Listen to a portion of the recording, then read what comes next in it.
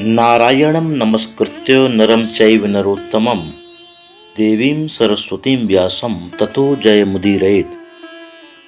उद्धव से यदुकुल का नाश सुनकर विदुर का मैत्रेय के समीप गमन।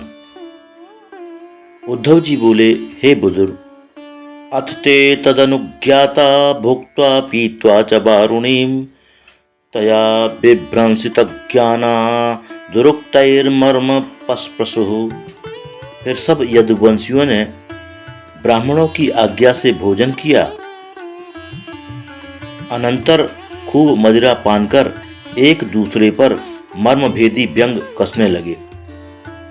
मदिरा के नशे में उन्मत्त होकर वे आपस में ही लड़ झगड़ कर कट मरे। भगवान भी अपनी माया का तमाशा देख सरस्वती नदी के तट पर जाकर आचमन कर अश्वत्थ वृक्ष के नीचे बैठ गए। भगवान ने मुझसे कहा, तुम बदरिकाश्रम चले जाओ, और मैं भगवान का अभिप्राय जानकर उन्हीं के पीछे पीछे वहां चला गया जहां भगवान बाएं पैर पर अपना दाहिना पैर रखकर पीपल के सहारे बैठे थे। उसी समय भ्रमण करते करते मैत्रेय जी वहां आ पहुंचे और भगवान को प्रणाम कर एक तरफ बैठ गए। मैत्रेय जी के समक्ष ही संबोधन कर भगवान ने मुझसे कहा, हे उद्धव, तुम्हारा अभिप्राय मैं जानता हूं। मैं तुमको यह दुर्लभ वस्तु देता हूं जो मुझसे विमुख लोगों को कदापि प्राप्त नहीं हो सकती, क्योंकि पूर्व जन्म में तुमने मेरी बड़ी आराधना की थी। तुम्हारा यह जन्म अंतिम है जिसमें तुम मुझे इस अवस्था में देख रहे हो। मैंने षष्ठी के आदि में ब्रह्मा को भी वही दुर्लभ वस्तु दी जिसमें हमारी महिमा को प्रकाशित करवाने वाली लीलाओं का विस्तार है, जिसे विद्वान श्रीमद् भागवत कहते हैं।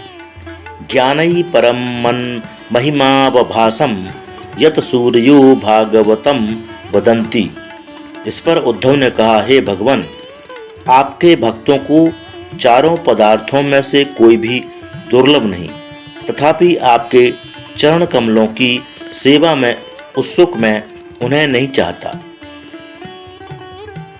मुझे तो आप अपने रहस्यों का प्रकाशक केवल भागवत ज्ञान ही प्रदान करने की कृपा करें, जिससे मैं दुख समुद्र से पार हो जाऊं। यह सुनकर भगवान ने उद्धव को अपने रहस्यमय ज्ञान का उपदेश किया और परमास्थिति सामीप्य मुक्ति दी। आदि देशारविंदाक्ष आत्मनः परमां स्थितिम। तत्पश्चात मैं भगवान को प्रणाम कर उनके विरह से व्याकुल हो यहाँ चला आया और यहाँ से उनके प्रिय स्थान बदरिकाश्रम चला जाऊंगा, जहाँ नर नारायण लोक कल्याण के लिए तीव्र तपस्या करते हैं। भगवान सुखदेव जी बोले, हे राजन, तब विदुर ने उद्धव से कहा, हे योगेश्वर, उसी ज्ञान का आप मुझे भी उपदेश करें। इस पर उद्धव ने कहा, मेरे सामने ही भगवान ने मैत्रेय से कहा था कि मेरे ज्ञान का उपदेश तुम विदुर को भी कर देना। इसलिए हे विदुर, तुम मैत्रेय के समीप जाकर वह ज्ञान प्राप्त करो। यह कहकर उद्धव जी बदरिकाश्रम को चले गए। राजा परीक्षित ने कहा, हे मुनिवर, जब संपूर्ण यदुकुल का नाश हो गया तब उद्धव जी कैसे बच गए? सुखदेव जी बोले, हे राजन, भगवान ने अंतर्धान होते समय विचार किया कि मेरे जाने पर कोई ज्ञान का उपदेश करने वाला नहीं रह जाएगा।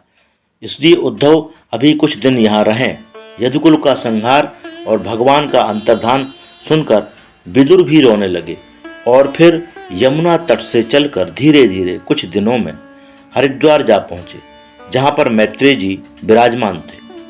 यत्र मित्रासुतो मुनि।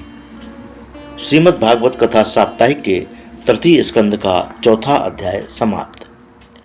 कृष्णाय वासुदेवाय हरये परमात्मने प्रणतक्लेशनाशाय गोविंदाय नमो नमः।